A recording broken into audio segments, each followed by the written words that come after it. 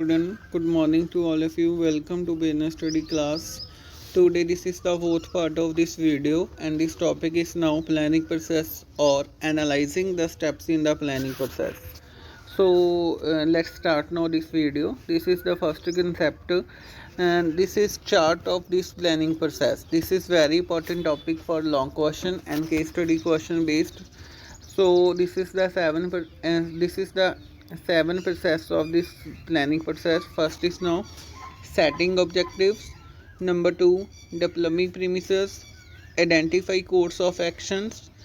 Fourth is now evaluating alternative course. Fifth, selecting an alternative. Sixth, implementing the plan. And last is now follow up action. So student, this is one by one discuss about this concept is now. First is now setting objective. देखो बेटा, नाम से clear है. Setting objective का meaning क्या होता है कि जब हम कोई भी ऑर्गेनाइजेशन में कोई भी प्लानिंग करते हैं तो प्लानिंग करते टाइम सबसे पहले हमें ध्यान रखना होता है कि हम उस ऑर्गेनाइजेशन का एक ऑब्जेक्टिव सेट करते हैं जिसके अकॉर्डिंग हम पूरी की पूरी प्लानिंग की जाती है.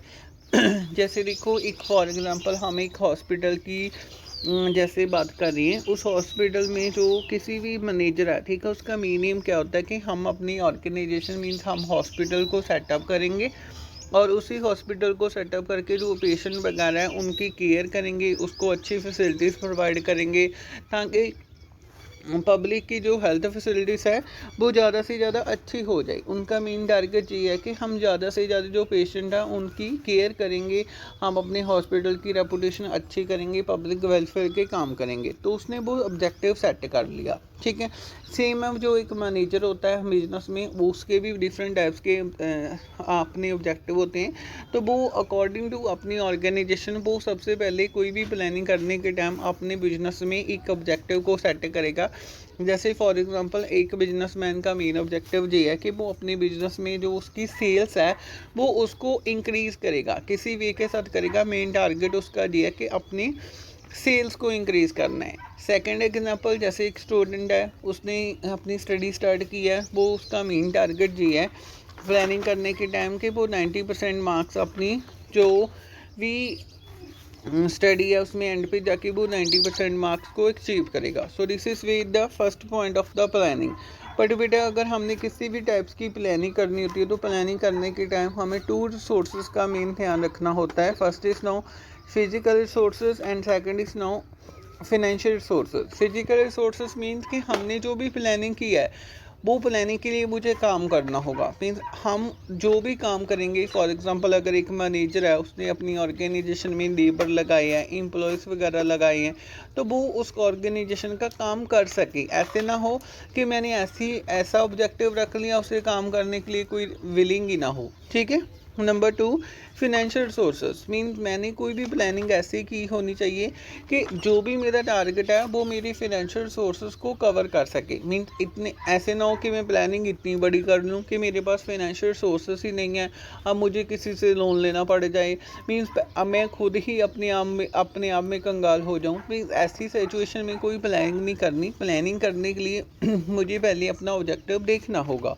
तो वो कहते हैं कि फिजिकल रिसोर्सेज होते हैं, उसमें वो ऐसी प्लानिंग करें कि ऐसा टारगेट रखें कि जो हम अपनी ऑर्गेनाइजेशन के अकॉर्डिंग अचीव कर सकें. ऐसे ना रखें कि जो हमारी ऑर्गेनाइजेशन को अनअचीव हो जाए. That is now follow physical resources. And उसमें क्या होता है, फिनेंशियल रिसोर्सेज में वो उसमें भी हम बेसिकली होते हैं कि ऐसा सिलेक्ट करो जिसके अकॉर्डिंग मुझे अचीव हो जाए.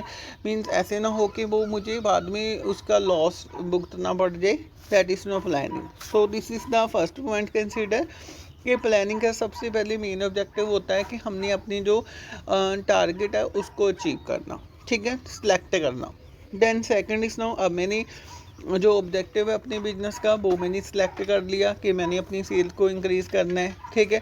अब मैं आगे आके देखूंगा कि उसके अलग अलग स्टेप्स क्या हो सकते हैं. Second is now developing premises. Premises means is now assumptions. हाँ जी बेटा, इसका मीनिंग क्या होता है कि अब मैं कुछ अजम्पशंस मान के भी चलूँगा अपनी ऑर्गेनाइजेशन में, ठीक है, अज्यूम करके चलूँगा किसी चीज़ को। जैसे मैं कहता हूँ, एक मैनेजर में फर्स्ट में टारगेट रखा था कि मैंने अपनी सेल को इंक्रीज़ करना है, तो सेल को इंक्रीज़ करने के लिए मैं अज्यूम करके चलूँगा कि अगर मैंने अपनी सेल्स इंक्रीज़ करनी है तो सबसे पहले मुझे अपना प्रोडक्ट्स इंक्रीज़ करने होंगे।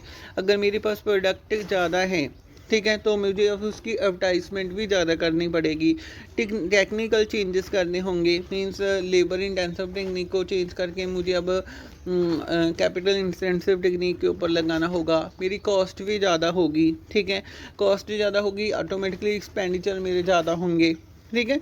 सो दिस इज़ द एजम्पशन, जिसके अकॉर्डिंग हम पूरी प्लानिंग करते हैं। हाँ जी बेटा, प्रेमिसेस होते हैं जो this is based on experience, ठीक है, एक्सपीरियंस के अकॉर्डिंग बेस्ड होते हैं, क्योंकि जी हमें फ्यूचर की कंडीशन बताता है, ठीक है, जो कि पूरी की पूरी जो फ्यूचर कंडीशंस होती है, this is the based on plan, ठीक है, मुझे पूरी की पूरी प्लान के ऊपर बेस्ड होती है।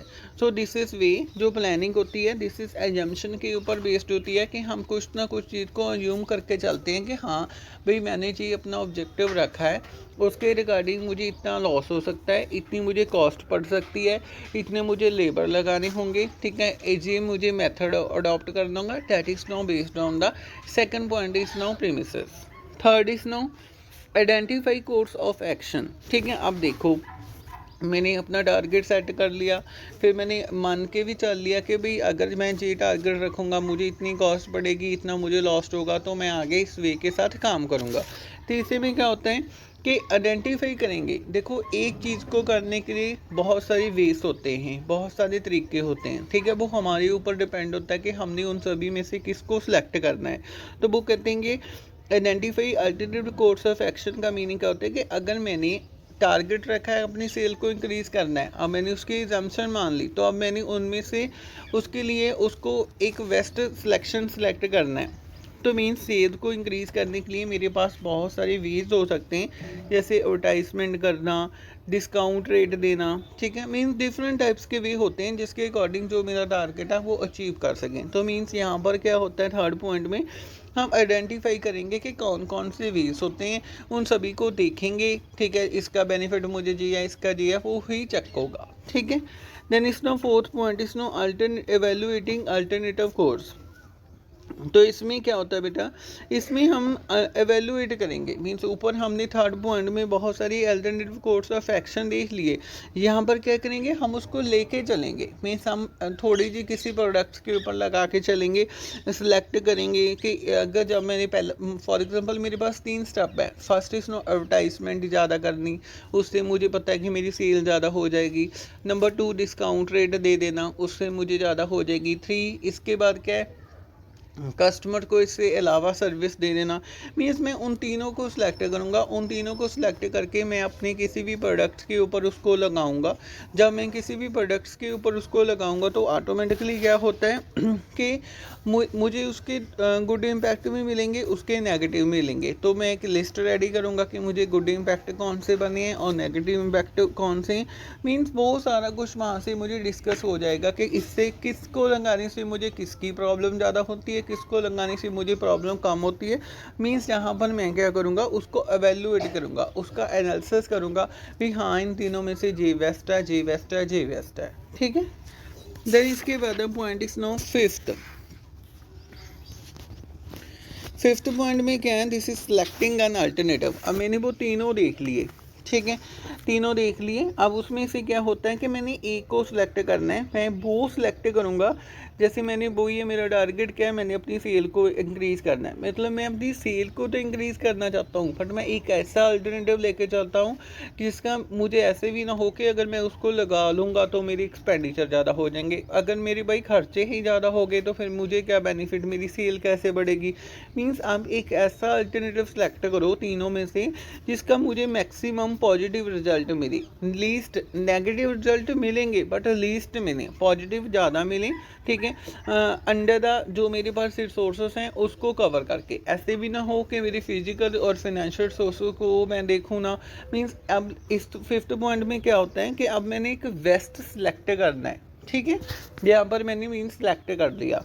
6 पॉइंट में क्या होता है, अब मैंने वहाँ पर सिलेक्ट कर लिया, इम्प्लीमेंट करेंगे लगाएंगे उसको अपनी बिजनेस में, अप्लाई करेंगे, ठीक है, अपने ऑब्जेक्टिव को अचीव करने के लिए। This is the main step, जिसका मेन एम क्या होता है कि अब एक्शन लेके चलना है, मैंने लगाना है, मैंने अपनी सेल को इंक्रीज़ करना है, करूँगा अब मैं काम, ठीक है। देन लास्ट में follow of action. Follow of action में क्या होता है, एक्शन लेंगे, चेक करेंगे। अब देखो 6 पॉइंट में मैंने अपनी वो जो भी मैंने सिलेक्ट वगैरह किया, अब उसको मैंने लगा दिया, लगाएंगे तो ऑटोमेटिकली भाई चेक भी करेंगे ना। जैसे पहले स्टार्टिंग में 4% इन्फ्लेशन था, अब मैंने सेट किया कि अब मेरा जो इन्फ्लेशन है वो 2% रह गया या 8% हो गया। दिस इज़ कंसिडर मीन्स यहाँ पर हम एवेल्यूएट करेंगे अपनी ऑर्गेनाइजेशन को किस पोजीशन के अकॉर्डिंग वो काम कर रही है, कितना उसको बेनिफिट हो रहा है, कितना उसको लॉस हो रहा है। So this is the main point of the planning process. This is very important बेटा। This is the 8 point. First point में क्या किया था, हमने ओनली ऑब्जेक्टिव को सेट किया था। सेकंड पॉइंट में जो मैंने ऑब्जेक्टिव सेट किया उसके रिगार्डिंग मैंने कुछ एजम्पशंस लेके चली, एज्यूम किया कि अगर मैंने जी ऑब्जेक्टिव रखा है तो उसका मुझे जी बेनिफिट हो सकता है, अगर मैंने इसके ऊपर इतनी कॉस्ट लगाई है तो मुझे इतना खर्चा आ सकता है, इतना मुझे रेवेन्यू हो सकता है। That is no assumptions. Third point में अब मैंने क्या करना है, मुझे पता है कि बहुत सारी मेरे पास रास्ते होते हैं जिसको मैंने सिलेक्ट करना है, तो मैं उन सभी रास्तों की लिस्ट बनाऊंगा, देखूंगा भाई ये है मेरे पास, ये है सारी। फोर्थ में क्या करूंगा, उन सभी में से बेस्ट सिलेक्ट करूंगा, उसको एवेल्यूएट करूंगा, मीन्स उसके गुड और नेगेटिव इम्पैक्ट सारा कुछ चेक करूंगा। फिर उसके बाद फिफ्थ में जो मैंने चेक किए हैं उनमें से एक जो मैंने बेस्ट ले लिया उसको सिलेक्ट कर लूँगा, और सिलेक्ट करने के बाद 6 पॉइंट में मैंने उसको इम्प्लीमेंट कर लेना है अपनी ऑर्गेनाइजेशन के ऊपर। और एंड लास्ट में 7 पॉइंट में, सॉरी बेटा यहाँ पर 8 नंबर लिखा गया, दिस इज़ द 7 पॉइंट, और इसमें हमने अब लगा लिया तो उसका एंड पे दिखना है कि मुझे क्या मिल रहा है, गुड इम्पैक्ट मिल रही है या नेगेटिव, ठीक है। So this is the planning process topic. Thank you so much.